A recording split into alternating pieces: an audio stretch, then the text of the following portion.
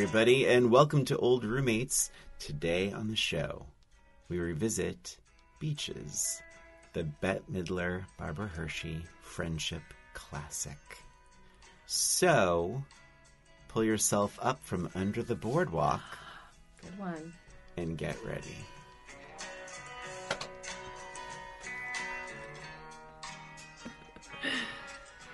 Hey everyone, it is Old Roommates, the only podcast that revisits pop culture through a middle-aged lens. This is Christina. This is Brian.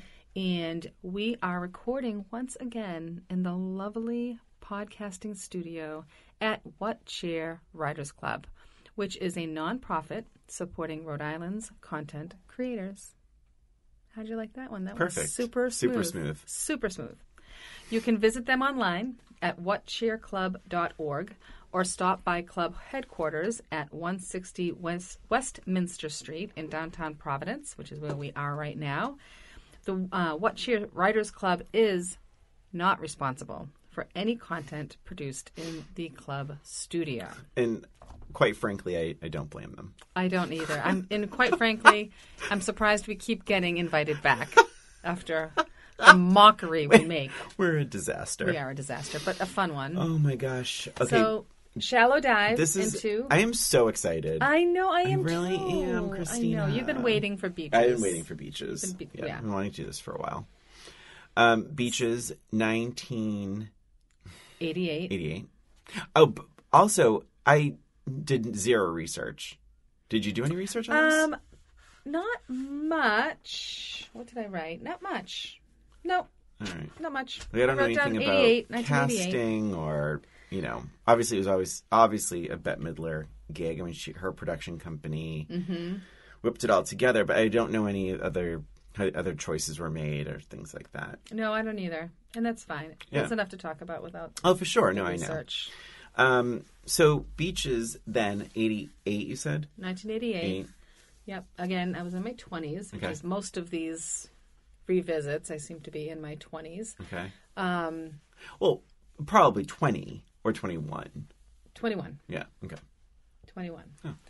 So, So I really loved Beaches then. I think I only watched it once. I'm pretty sure, or maybe twice. I might have seen it. Maybe something on TV. Just kind of playing. But I remember liking it. I'm not loving it. I don't remember loving it when I first watched it. But I loved her, Bette Midler, and I loved her performance. I remember my lasting memory of that was always, how did they get someone to look exactly like Bette Midler as a child? Yeah. That blew me away then, and it still does. I mean, obviously we know who she is now, but I mean, back then we're like, what? How is that possible? Did they go back in time and find her as a child? But I liked the story. I thought there were a few, I don't know. Sometimes I wondered why they were friends while I was watching it. Back then. Okay, yeah. It kind of was like, what, really? They're still friends? But I liked it. And, of course, it always makes me cry at the end. It was always, a big tearjerker. And the music was always incredible. Did you cry the first time? Yes. You did? Okay. Yes. For me, so I watched this not at the movie theater. I watched it on VHS the first time because I remember when it was out. I think it was out around the same time as Naked Gun. Wow. And Tequila Sunrise. I know. Really? And what's the other one? But yeah, so my friends like Julie, Jen, and Carrie, I'm sorry, Christina. Julie, Jen, and Carrie, and we were talking about movies to see. I think I ended up seeing Naked Gun. I really wanted to see Beaches. Oh, The Accidental Tourist was around. Sure, you love that same one. Time, and I love that one too. But of course, we talked about this before, where it's I've always been drawn as a younger person to drama, to the big tears, the big moments, the big acting, big shocker. And but it was I really couldn't. I mean, just be like, oh yeah, I am a teenage boy running to see the Bette Midler movie. It's different times. Different times. But so I started on VHS, and I'm going to be honest, I using your words, I liked it. I didn't love it. I found it a little cold. I found it, so for me the best parts were the beginning, and I think for me then, I was like, I don't get it. I don't get why, like, this is leaving, like, this is so cold. Like, I don't feel like they're not even friends. And that scene, you know, with the Wind Beneath My Wings scene, where it goes truly from a close-up of Bette Midler's profile to a funeral with like black coats flaying in the wind, and I'm like, wait, that's the moment? Like, you just killed off like 50% of the story, and that's how you do it. I thought that was a bad choice then, and being like, I don't. And so for me, there almost wasn't even time to cry. Like, I was like, so being, how old was I? 16, 17, I guess, on VHS. So like 17, it left me a little cold.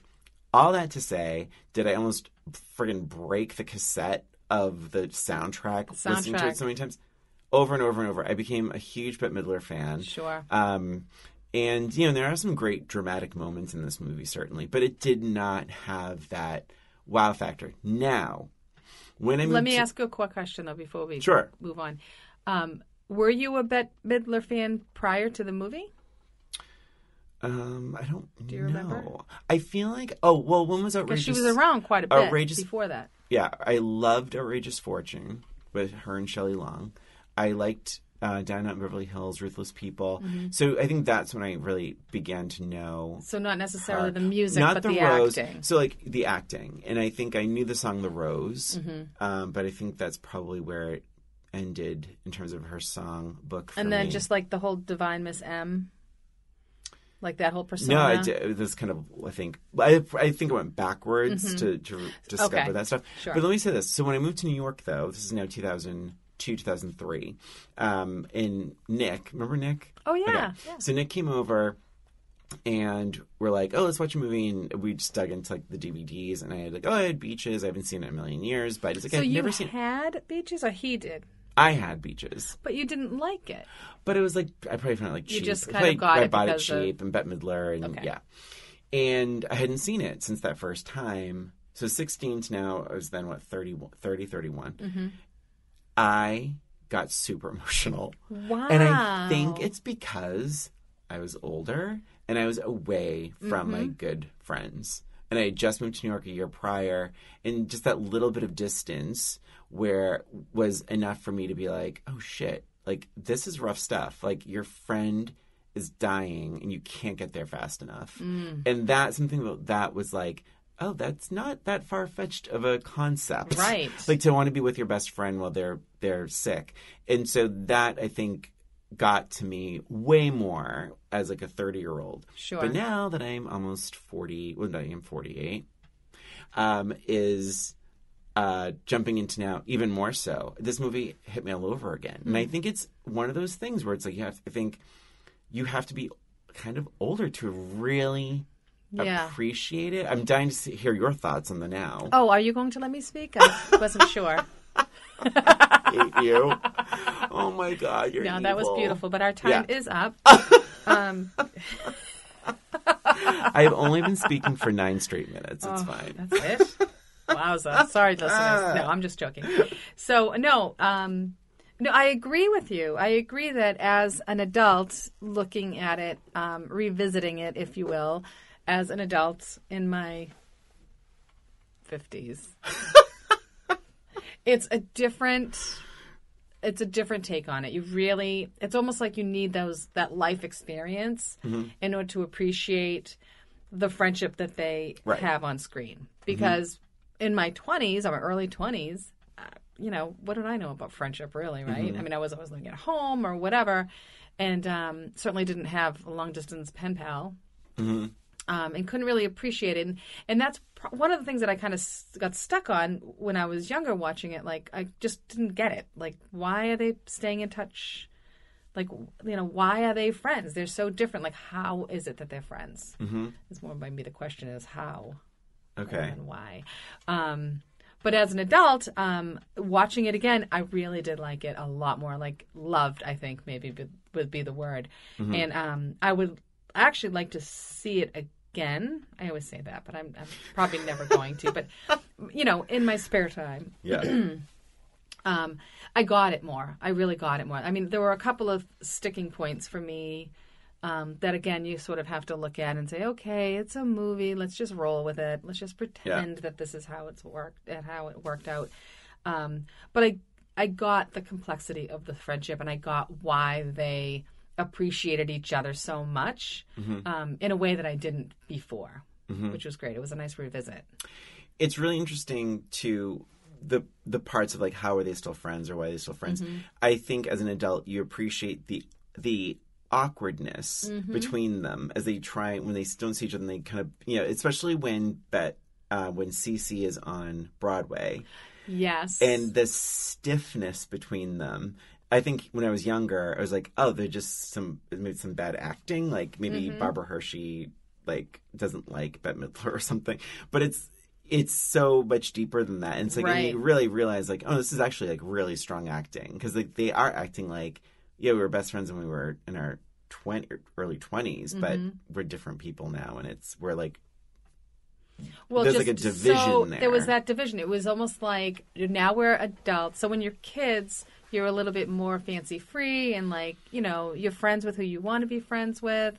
And there's none of that like, I'm in this box. And when you get older as an adult, I think that ends up happening a little bit. You get your friends and you're usually in like sort of the same class and that sort of thing. You're doing the same things and, you're buying the same things and you're usually in the same, part of, married with children or not. You tend to be more in that separate box and you can appreciate as they got older that stiffness about them because it's not as easy to step out of that comfort zone to be in that other world, which they were sort of trying to do, but then they were also very protective of the world that they were in too, because at this point, you're adults and you've made those choices. And if you're not 100% happy with your choices as an adult, what does that tell you about yourself? What does that make you feel? It makes you feel like maybe you made some bad choices, and it's a hard pill to swallow. So I think that's part of where the stiffness was coming from, and it was like incredible for them to be able to convey that on film and through their acting. Yeah. It made a lot of sense. Yeah. Although I definitely took more of Cece's side on that, which is funny because I don't think I when I was watching it before. I think I was more of like a Barbara Hershey, like not like definitely seeing it from her point of view more than Cece's. It's weird to think about it that way. I'm pretty sure that's how it was, though. That's interesting. Yeah. I wonder, who did I side with then? I don't know. I think I tried to see it from both sides. I guess I'm just that kind of person. Well, I'm a Libra, and I always do that. So maybe this like one time, maybe I didn't. So let's just do our little dive. And I think that first flashback... Go on. It's funny because neither Bette or Barbara are in it. Is probably the tightest, strongest, most hilarious part of this movie. Oh, it's so good. It doesn't miss a beat. The dialogue is so funny. Lainey Kazan again. Lainey Kazan. I know. I was so happy. I forgot that she was in it. I forgot too. And then I was like, she's so good. Oh, the mother, Leona. Oh, it's Lainey Kazan. She's perfect in this. She's so funny. And the timing. I love when it's Mayim. I'm so glad you're messing it up too. I'm like, I don't even want to say it. I'm like, I'm going to wait for him to say it first. Mayim her. Bialik, or Mayim Let's just call her Blossom. Blossom. And she's like, I guess it's ritzy. And she's like, you bet your ass it's ritzy. And then just like Leona saying things like, God, I hate Atlantic City. And she's like, I thought you were dead. Oh my God. She's just so good. And she's so good. She calls her Leona. The whole thing with the cigarettes. Yes. Oh my gosh. And even that, and I didn't write her name down, and I feel bad now, but like the little actress who played Hillary as a child. She was good. I mean, honestly, I thought that, she was good. Oh my gosh. He almost just fell off his chair right now. What? Are you going to criticize her acting? I'm not criticizing her acting. I'm just saying that she could have been. I don't think it was like the role only she could play. Like, I think she. Oh my God. I think other actresses. Evil. She didn't really have much to do. It was definitely Blossom's scene. Was, for sure. Which, in like, because she says, you're the most. No. It's also because it's designed that way, because Hillary is saying, you're the most interesting person I've ever met. Right. That is what draws Hillary into the world of Cece, because you couldn't really be like that strong individual character with Cece, being friends with Cece Bloom, because she would always overshine. And that's what kept Cece going back to her too, because she idolized her. She was like her number one fan. Yeah, that's right. So that's why, it was like a mutual thing.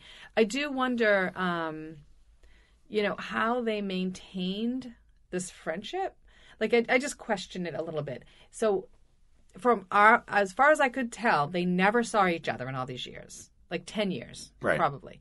They never saw each other. So they were really just writing postcards to each other or whatever, pen pals, not speaking on the phone. Even as adults, they never thought to pick up a phone. Even as 20-something living on your own, never thought, maybe I'll just chat with her. Hillary. I have a similar note. So Hillary has money, right? She has tons of money. When she's going to college, she never thinks once, oh, why don't I just zip down to New York and visit her? Yeah. Like, it just seems like I understand, like, up till high school, right? Having that pen pal situation. And I actually do question it a little bit too, because if her family really is as stiff as they, she portrays them as, will they really encourage that friendship with some lower class? Oh, wow! Right? Well, maybe that's why. No, she was. I know, but maybe that's why they kept to the writing of the letters. Maybe, yeah. Maybe she just was. Imagine Cece Bloom calling your young daughter at all hours of the night. Just got done with my midnight show. She was doing midnight shows in Atlantic City. Oh my gosh! Midnight shows of dancing crazy. As a small child. Okay, hilarious. So, but I agree. I had the same note about the phone call thing. Yeah. But it's one of those things. It's hard to imagine now where communication is everywhere. Mm-hmm. But it's like there are friends that I haven't physically seen or spoken to on the phone in many years that I'm still connected with on Facebook, and we'll shoot each other little messages. My friend Carla. But that's a friend that you had for years, right? It wasn't a friend that you met for one day for a couple hours. That's true. Right? I mean, you had already established a friendship and you're keeping in touch. You are correct. Yes. Okay. Say that again. You're right. I will. So getting beyond that, that's interesting. And I did have a similar note about why don't they call each other? But I will never not laugh at Mayim Bialik saying, "Hit it, toots." Oh my God, it's so funny. She was so good. So oh my gosh, she was so good. Although I will say, so she's saying "The Glory of Love," right, and that's what Hillary was like, for. Oh my goodness. Yeah. And then I had to laugh, and I wrote a note about this. Literally, 10 years later, she's singing the same song during an audition. 10 years later, as they show her as an adult, right after all of that, the children stuff. 10 years later, she has another audition, and she's still singing Glory of Love. I'm like, seriously, dude? I believe 10 years later? I bought it. Oh. I bought it because... All right, as a semi-professional singer... Wait. All right, I was in show choir. I can tell you, after singing the same song several times... I'm so glad. I'm glad our listeners are experiencing these synapses misfiring in Christina's mind. I took voice lessons. Okay. So, but after you sing a song several times, you get so bored of it. I can't imagine 10 years later she's so dynamic. There's no way she would want to continue to sing Glory of Love 10 years later. We don't know her success rate with landing auditions. And maybe every audition she's landed is because of the Glory of Love. Maybe. It brought her some success in Atlantic City. It's what attracted other agents to see her. So she's not going to, maybe she's afraid of breaking it. You also have it wasn't very successful when she was a child. because the little acrobat got the role instead of that. If you're going to sit there and suggest that performing the midnight show in Atlantic City as a small child is not a level of success, then I think we should stop the episode. No, I mean that one. Yeah. No, but I think you have a mother like Leona, and she's making her sing it. So... Yeah, that's true. I don't know. I think she's probably just like conditioned to be like, that's a song. That's my go-to. Yeah. That's my song. It sounded good. Don't get me wrong. Yeah. But she's been doing it for, absolutely. a long time. There's a lot of funny little lines, like when they fast forward to CeCe Bloom performing for the small audience in that little New York spot. She talks to the Howie. Was it Howie, the manager? What was his name? And she's like, sounds right. Give me $50. Pay me ahead of time. Oh, you're not going to give me $50? All right, Howie. And then she says, if your mom hadn't been such a bitch, we could have had something. And then later on, there's a lot of good lines. Later on, she says, the homeless woman outside her stoop, and she falls over, the homeless woman, and Hillary's like, oh my God, is she dead? And CeCe says, nah, if she were dead, she would have dropped the bottle. Oh, it's so funny. There's a lot of really funny stuff she's really in there. good. And Bette is, just the comedic timing. She's so That's funny. amazing. Yeah. Bette is amazing. I love her. She's a great performer. She's wonderful. One thing I didn't catch, and I caught it now, and definitely not then, the consistency of I Hate My Life. Did you catch that? No. She says it like 10 times in this movie. At No different kidding. points. Yeah. Bette Midler, so CeCe Bloom, she says, so Mayim Bialik plays her as a child, and she's like, I hate my life. She's like, Leona, why are you always doing this? And she goes into the wardrobe. She pulls the costumes against her, and she says, I hate my life. Oh, my gosh. Then later on, Bette Midler is putting the bunny suit on. She's just about to put the nose on, and she says, I hate my life. Oh, yes, okay? yes, I got that. Then later on, she is doing, what is she doing? A different thing. I think she says it to John. She's like, oh, I hate my life. Isn't that interesting? Several moments where she says, I hate my life in different tones. And it's really effective. I didn't notice it at all before, but that's so funny. No, I didn't notice it at all either. I will say, going back to the beginning, I love that version of Under the Boardwalk. Yes. It's so beautiful. It is. It is a beautiful, beautiful song. And I love when movies start at the end. I love that effect of it being at the end and then going back and like kind of revisiting the life. I really love that. But did you at any point forget she was driving? I did. A couple times I was like, oh shit, that's right. This isn't even in, like, I forgot that she was actually on her way there. Because there's a weird part, like, towards the end where I'm like, wait, is she there right now or is she remembering this too? Yeah, they didn't show her enough driving to keep it. Yes, that's right. To keep it in the forefront. But I don't remember ever seeing her driving and being like, oh yeah, that's right. Like, but it just wasn't really. It was kind of good in that way that we were just like in the moment. True. Yes. Yeah. Let's see. What was that mechanical number that she did? Industry. It's so good. Yeah. And what's really smart about that is that it's so like weird and avant-garde for saying that it's fresh. So fresh. It's not dated. And I felt like it was very New York. Yeah. Right? Yeah. It's like such a thing you would see in New York. But she sounded amazing. Yeah. And it was a really, really good performance, I thought. I agree with that.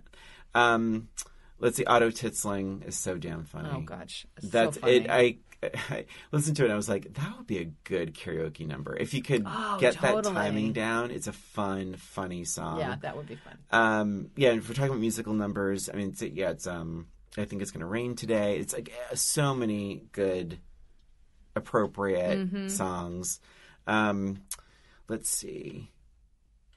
Should we talk about Hillary a little bit? So Hillary, I mean, I remember her being a little bit boring, but she was a little less boring this time around when I was watching her. Still, like, I appreciated her struggle this time, especially when she first, showed up on CeCe's doorstep, if you will. I kind of didn't buy that they didn't recognize each other. Because, like, again, I mean, it's going back to, like, the postcard thing, but, like, no picture, send a picture of yourself. Whatever. But it was fine. Whatever. I'll move past it. Yeah. It's funny. I feel like I agree with you. I feel like there's always that although they really only met that one day. They only met the one day, but they're supposed to have been in contact for 10 years. Yeah. At least. And Hillary does recognize her right away. Yeah, well, what's not to recognize, really, right? But she looked her up. She looked her up. Oh, that's true. Yes, yeah, so she was expecting to see her. So right, that's fair. I get that. But anyway, so Hillary, she's an okay character, I think. But again, I think a little bit boring. But I did appreciate it more when she was here this time and kind of trying new things and kind of being on her own and kind of learning a little bit from Cece. Mm-hmm. I love this scene where she says, they're coming back, they're in New York, Hillary and Michael, her husband, and she's like, oh, Hillary, I thought your work meant the world to you. And she's like, are you happy? Like just being, whatever. And she's like, I am happy, very happy. And then there's that moment, I think it's like they're going through the revolving door and Hillary like says under her breath, very happy. Mm-hmm. Did you catch it? Yes, I did. And it's just, I don't know. And you wonder how much Barbara Hershey's bringing to that. Because like maybe it's just not quite there. I don't know I don't know what's in the script. But I like this, like, she's constantly has to reassure herself. Right. Putting the apple on her head, like that was very sad to me. Mm-hmm. And it hit me differently now than it did It was then. so sad, that whole thing. So I really liked when they first were living together in New York before she went back to take care of her sick father. Yeah. I really liked that. And then when they came back, it was so uncomfortable because they were both, it was like what I was saying before, like just so like in their own world and trying to prove to the other one that they have the better life and they're super happy and they, that sort of thing. The back and forth, so uncomfortable, but very real. Mm-hmm. And I don't know if I got the realness when I watched it the first time. Yeah. I don't think it was more like they're just fighting. Why are they still friends? Mm-hmm. And it goes into like them playing cards and wanting to win and like oh my gosh forever right oh my gosh. But that scene, and that's why like the scene they're with the makeup, and they're putting makeup like the lipstick on, she just looked like a corpse, okay, and it was like thank God for the scene because it needed like it was just like what is really going like on here, and I do think though it's like. I don't know how else to get into the John factor. John was such a dick. Like, he was an absolute dick. So, and she was not a very good friend, first of all. Who? Hillary. She sleeps with John knowing that Cece was into him. And she even says it. She says, I knew how you felt about him. But she did it anyway. Like, that's nice. They should have had a conversation beforehand. There is such a thing as girl code. And fine, she grew up rich and got whatever she wanted, and maybe she didn't understand that girl code, and maybe I'll give her a little pass on that. But even so, she shouldn't have slept with him, slut, right? It's a bit extreme. So extreme. I was like, wow. But then, and he was like just such a dick through the whole thing. He asks out Cece finally, which we'll get into that too. I don't understand why they even got together, to be honest. But that within seconds of asking her out, have you heard from Hillary? And I have to again, Bette Midler is just such a good actress in this. She has so many high and low moments, right? Yeah. Like she's so excited about being asked out, but then completely deflated when he asks about Hillary. And then even excited about Hillary getting married and then deflated because she asks about John. She has a lot of those so great. She can't just be happy with John because she knows that he's into Hillary, and if in a different circumstance then they would have probably ended up together if not for the sick father.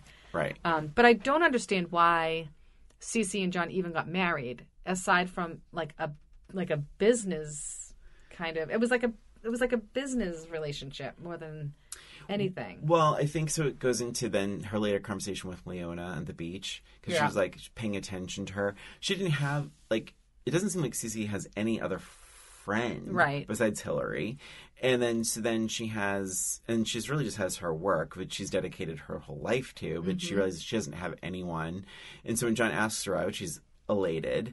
But then, and I will say, this is my least favorite part is so John and Cece have sex, and they're like all cuddly, and her voice gets really like slight and wispy, and she's like, "Did you say you loved me while we were making love? Did you?" I was like, "Oh, yeah, no, yeah." And for such a strong character, exactly, that's exactly how I felt. It was just like, horrible. that is not. She's being something else, and it's not clear why. Right. So to your point, I don't know why they got married. I don't know why, and I don't think they should have. I don't think they needed to get married. They could be in a relationship. I don't know why she asked him. I don't know why he said yes. Why?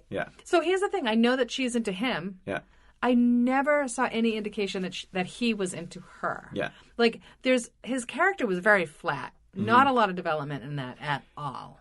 Also... Go ahead. Oh, and also, remember, didn't they meet because his girlfriend wanted a singing telegram for him? Yes. So he has a girlfriend. He's instantly checking out Bette Midler in the bunny suit. Then he just instantly starts checking out Hillary. He's a dog. The same day. He's a dog. Awful. Through the whole movie. In fact, what was funny was I actually liked John better after he left Bette Midler's character, after he left Cece. I felt like there was like a nice conversation that he had, and I was like, oh, finally. He's like speaking words that make sense. Outside the theater? Yeah, it was right on the steps. Yeah, I agree. It was a great conversation. I'm like, and like that, it was like finally he had a little bit of depth. Whereas up until then, it was just like super flat. And again, it was, so it's kind of funny because we talked about that in another movie with like the two main women characters and then the male who's taking just like such a back seat and being so flat. It's almost like the man or the male actor doesn't know what to do with himself if he's not front and center. Interesting, Christina. Oh, God. Again, Lainey Kazan, when she says, "I don't give a shit about the sun. I'm here because it's peaceful." And Bette Midler's outfit when she's walking on the beach, that skin-tight black leather. Oh, God. It's so good. It's so good. So good. Do you feel like taking a little break? Yes, let's do that. Okay, let's do Sorry, that. You look a little gasping. parched. I am. Yeah, you look parched. All right, we'll be right back with a lot more to say about beaches. Hey there, it's Brian and Christina. We just wanted to take this break to thank you for listening to Old Roommates, the only podcast that revisits pulp culture through a middle-aged lens. Please subscribe to Old Roommates on iTunes, Spotify, and wherever you listen to podcasts. And give us a rating and review while you're there. If you have any questions, comments, or observations, shoot us an email at oldroommatespod@gmail.com. And follow us on Facebook, Twitter, Instagram at Old Roommates. Thanks for listening. And now, back to the show.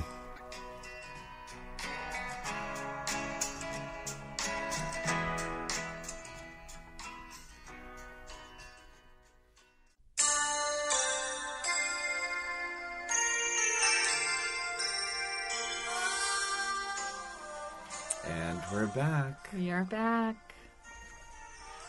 Now that song just makes me so calm. Just those little notes. Those little, so we're back talking about Beaches, the 1988 Bette Midler, Barbara Hershey classic. And we do have a bit more to say. We have not talked yet about Richard, the doctor. We have not, but I do have. I have something else to say before then because it's earlier in the movie. Okay. Cece's speech to Hillary when she in the ball, like that old ballroom, not the ballroom, but like the pink room. Hillary comes back to I don't know if it's apologize. She's or pregnant. Yes. Yeah. Okay. Yes. It is so good. I wrote it down. Let's hear it. All right. Here we go. I don't know if I'm gonna do. You don't have to add drama to it. But try. All right. Well, this is what she says. Right. But try. You took away our friendship without even discussing it with me first. That friendship was more important to me than anything. I trusted it. I believed in it. But you didn't, and now it's gone. Thank you very, very much for forgiving me. But I don't forgive you. Got chills. Christina, got powerful chills. Powerful stuff. Yeah. And then because this is a movie, it goes right into, I can't even yodel. Hillary, what's yodeling got to do with it? But you know what's funny? Do you remember that scene is so good. It's and they're just so like, both good. And like Barbara Hershey with tears in her eyes, but like not crying and like so frustrated and pregnant. But do you remember the movie trailer? Because what she says is, Hillary, she's like, I was jealous. You know, Hillary's saying to Cece, I was jealous. You do this. You're a talent. You're an unbelievable talent. I can't even yodel. And she's like, what do you like? And she says, you have this, you have this. And then she's like, you have hair that moves. Do you remember this? Yes. And it's not in the movie. And I don't know why they cut it. I don't know. That was good. Because that's like, I mean, it's corny, but I think the yodeling line's even cornier. Yeah, I liked it. Well, and that's part of the charm of that scene, too, is that it's like so deep and serious and heavy, and then you say something like they're that, making they're making each other laugh sweet. because that's the connection they had. Like they were little girls when they met, and then so I feel like those I feel like I do kind of think that sometimes friendships are like they sort of are frozen sometimes, like with the age that you meet the person, where you feel like there's a comfort level where you feel like if I've known this person since I was a little kid, there's sort of ways of communicating that could be a little juvenile. Sure. That's do you know what I mean by that? Yeah, I do. And I feel because honestly, I think about some of my friends that are still my friends from when I was in like junior high or high school, and sometimes the things where we get on each other about are very immature, but we laugh. But it's that style. And even with me and you, sometimes it's like we can like say certain things that are like, I would not say to a friend that I would have met in my 40s as an adult, or 30s. right. Yeah, but we still can connect that way. Right. So it's, I don't know. So I feel like that would have made sense for those characters. And I think the yodeling thing, as corny as it is, it's like, yeah, it didn't faze me as much. Yeah. It's funny. But that is an amazing scene. That is like the big drama moment. So good. They both she's great. deliver. And yeah, but I think so. Okay, back then when I saw it the first time, it's so funny though because he's barely in it. I remember being really bored by the Richard sequence, the doctor, because I was like, I didn't find him. I thought he was a little creepy looking. It's Spalding Gray, and I thought he was a little creepy looking. But now that I'm older and and even the time I watched it in 2000, I liked his character. He's funny. He is funny. He's a great character. And I remember even, back then, I was frustrated that she didn't stay with him. I really was rooting for her to stay with him. But now I'm like, oh God, like she couldn't have stayed with him. Yes, I think. And again, I think what we see with that CC character with Dr. Richard is that like she's almost like she's playing a part. Like she's like, no, I should be with this guy. Oh, totally. Like, she's changing herself, her hair, her style. Yeah, it's kind of bad. And I don't know if that's true for CC, right? It's just a strange. No, it was totally her it's changing. Like the John thing. It's the John thing, and it's like maybe that's the point. Like she lacks some serious self-awareness. But I have to laugh. I have to laugh at this because when so she ends up getting a call from her agent and deciding that she was going to go back to New York. Did that not ring like Miss Piggy? Yes, 100%. Miss Piggy in the Muppet movie. 100%. Yeah. It was like almost same like what's the word I'm looking for? Yeah, manicness. Mannerisms. Yeah. Same mannerisms, everything. But like just getting cards from the agent and then like gotta go. Off, yeah. And what I thought was so funny is when Hillary is telling Richard at the door, she's like, she's already explained the situation, and Richard's like, oh, wow. And he's like so hurt, and he's like, just yesterday she was telling me she wanted to be a nurse. Oh, no, she was sorry. Just so she was telling me she was thinking of becoming a nurse. Oh, hilarious. My God. So perfect. So funny. Oh, my gosh. I laughed. And again, this is very effective when Cece faints while Hillary's in labor and everyone runs over to Cece. So perfect. I also liked when Cece comes to after fainting and she's like, is it over? She's He's so good. I did like those scenes. I liked those scenes better now than I did back then. I did feel like it was boring. I think I felt the same way about you. Like, I think it just got tired. It was kind of done. Like, yeah. But I also really didn't care for it. And I still feel this way now. That I do not like the death of how abrupt that is. It goes from the beach to the hearse.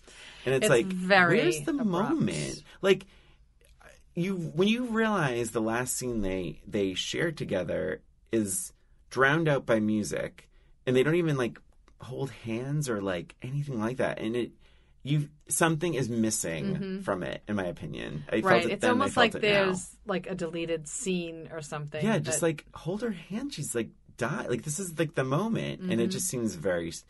Something is missing. Yeah. One thing that I thought was I remembered it when I was before, and I loved it now, was when she was trying to find a picture of her mom's hands. Mm-hmm. I thought that really rang true to like what a mom might really want, like almost like that manic, like I need to find a picture of my mother's hands. I need to find like. That sort of thing is like so important in that sort of moment. I loved that moment. Yeah. Well, yeah, because the little girl Victoria says, we have the same hands. And she was so good. That little girl. She was really good. See, now that, God. I think she was a better actress than little Hillary, I think. Oh, for sure. Yeah. That I agree with. Yeah. She had more to do, certainly. But I agree. Yeah. And that scene, oh my God, where she walks in and Hillary's on the floor. And she's like, Mom. And like just that scream and the crying and please don't. Like, it got me then. I think that's when I started to cry. Yeah, that's when I started to cry. It's really rough. It's like that. She's great. Really good actress. I laughed out loud. I do think the timing is great with the towel and the wet towel on the floor. And she's like, Mom. Cece left the towel on the floor. She's like, well, pick it up. She's like, whenever I leave the towel on the floor. Like, and just, she's such a little shit. Like, it's so true to, like, being a little brat. And then you have Cece, who's immature. Yeah. Right? And she comes out and she grabs the towel. And she's slamming the door. I wish there were more moments like that with the two of them, like, being bratty to each other, like, bickering. I think it would have been even more effective when they got closer. Yeah. And that was sad. Like, I could, maybe as a mom, just seeing her doing all the fun things with her daughter that she really wants to do and seeing her becoming closer. And yes. Yeah. And she misjudged it because she says, I didn't think I would feel this way. And I do love when she says, what are you, the clothes police? I do like when Hillary gets angry at her situation and feels very true. But yeah, I liked, and when I saw it before, it didn't resonate as strongly with me. But like, when you watch Victoria in the car pulling away from that house, and it's such a huge house, and you realize like, yeah, she's really being like ripped away from the only house she's ever known, and her mother is dead. I mean, like, it's talk about a new life. Yeah, I mean, thank goodness Cece was a little more successful at that point, and she's not going to be like working. Midnight cabaret shows. But well, because I feel like a lot of movies wouldn't have given the little daughter much screen time. Like, I feel like they always focus on like the adult connection, but it was a great scene between the two of them when she's like, well, what do you think about this? Like, and gave her some options and said, you don't have to live with me, that sort of thing. But it was also really like, I felt like the story, the whole movie, really respected the children, like, and their opinions and their contributions, just in general. I feel like it was really nice and respectful of that, and I think it just, kind of the last scene with the two of them talking about where they're gonna, where she should go, and it was true to life. They didn't just make the decision off camera, and she said, I want you to raise, what's her name? Victoria? Victoria, yeah. Oh, Victoria, your niece Victoria. I know. She doesn't listen to this show. She doesn't? She's probably never even heard of any of these things. Yeah, and I agree. I think that, I think the movie does deal with, like, the emotions of children in a thoughtful way. That's not like dismissive as I think we've seen in other movies. But I think that scene with Bette and Cece and Victoria, when she's having that conversation, she's like, I don't know what she was thinking when she picked me. Mm-hmm. And I kind of liked how they made Cece a little like not saying the right thing at every minute. Right. Like, because you would not, why would you say that in front of a little child? Like, that's pretty horrible. She's like, what was she thinking when she picked me? Perfect.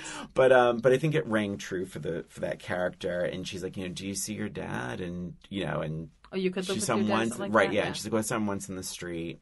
Whatever, right? It's sad. It's sad. And but again, it's one of the. I go back to that. It's like it means more now. I think you have to be an adult to appreciate this movie. Definitely.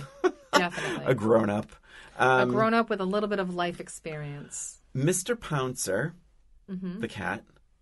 I mean, he's on the beach. Like they're carrying. Like he's a gem good of a little cat. Actor. He's a good actor, good cat actor. Believe it or not, I think that's all I have. I think that's all I have, too. I was looking through my notes. I think we've already... Oh, you know what? It's wrong. Oh? I do have one more small criticism. I hate to leave it on a low note. All right, well, I'll think of something positive. We already took a break, right? Yeah, we took a break, yeah. I forgot if we took a break. I just felt like the timing was a little bit off with the pregnancy and everything when we were talking about that. So she was 3 months pregnant when they make up. Okay? She was only 3 months? She was huge. That's what she said. She was 3 months. That's what she said. I'm not fat. I'm 3 months? That's what she said in the movie. So then 6 to 9 months, between 6 and 9 months, she meets and gets engaged to the doctor, Cece. Okay. Right? And then by the time she gives birth, the doctor is already engaged again. So it was just sort of like it was pretty much a 6-month window. Yeah. Where all of this happened. So I just felt like the timing was a little bit off there. But that's it. Yeah. I guess they would have to do it where, like, they have to see each other again. They had to bump into each other again. And what better way than... But I think the most shocking part of that for me is that she was only 3 months pregnant and she was that big. Because I thought she looked big to me. Really? You don't think so? When she sat on the bar stool, and she's like, Hillary, you got so fat. And she's like... Well, when you're thin, you end up showing more, I think. Oh, maybe not. I don't know. That could be a total lie. But anyway, so wait. Did you enjoy it more now? I enjoyed it more now. Yeah, me too. And I will absolutely watch it again. And to be truly honest, I may have played the soundtrack a few days after I rewatched it. It's a great soundtrack. It's good. It's very varied. I even like that song that plays in the car. I Know You by Heart. It's like the duet that she has, and even that has its nice little moments. But yeah, Beaches, great movie. Great Check soundtrack. it out again. Even if you didn't. Oh wait, we didn't do our questions. No, I know. I'm just saying. Okay. Even if you didn't like it when you were younger, give it another shot because it resonates. It hits something else now. For sure. Okay. So Christina. I have a question for you, and then you have an FM. I do. FMK, right? All right. So you can go first. I don't care. Oh, well, this is pretty obvious. FMK, fuck, marry, kill. Mm-hmm. For the unfamiliar, you're going to pick one of these people to have sex with, one to marry, and one to, unfortunately, murder. John, played by Cece's... John Hurd. Right? His name was John. His name was John in the movie. That's yeah. Just adds to the flatness. How's John? Do you see much of him socially? Oh, yeah. And then cuts to him in bed. Michael, I don't remember the actor's name, Hillary's husband, and Dr. Richard, played by Spalding Gray. Okay. Do you want to write down what you think I would write? What I would say? One moment. It's kind of an easy one for me, actually. Okay.